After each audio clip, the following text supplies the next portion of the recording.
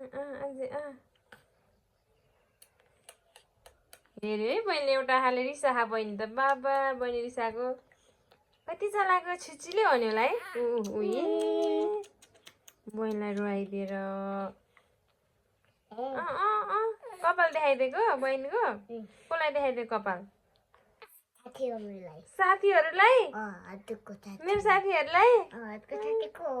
मेरो साथी मेरो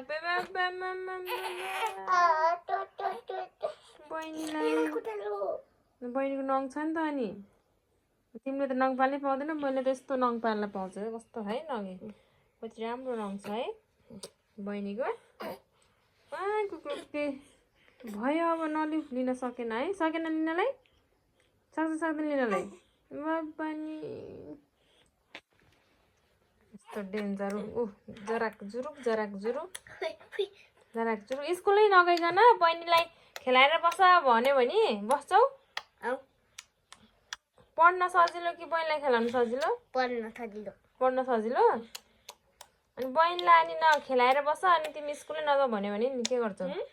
तिमी स्कुल नजाऊ बहिनीलाई खेलाएर मात्र बस है भन्यो भने के गर्छौ खै के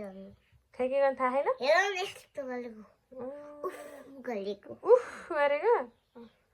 मार्यो नि मायाले भन्यो होला नि त टाउको धान तिमी त अरूलाई सिकाउँछौ त टाउको धान्न पर्छ बहिनीको भन्यो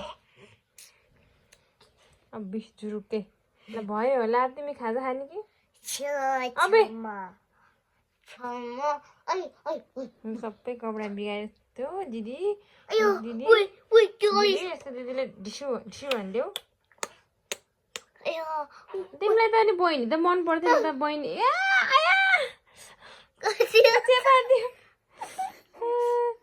मैले त घाउै बनाइदियो क्या हो खै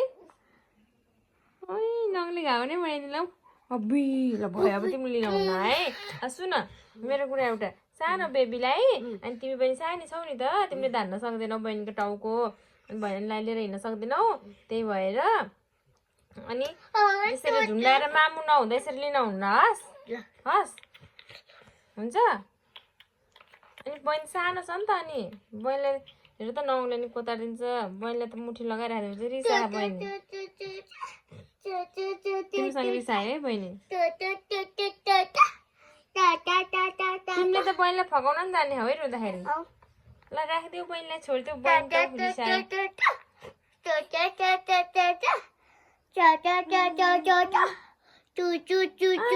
आफूले चाहिँ थाहा छ अब है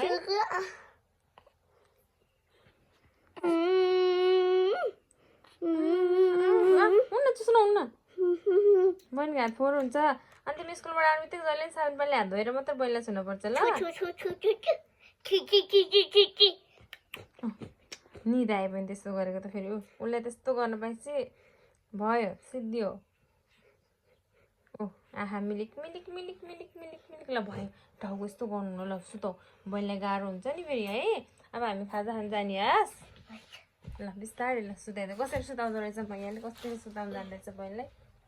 हेरौँ हामी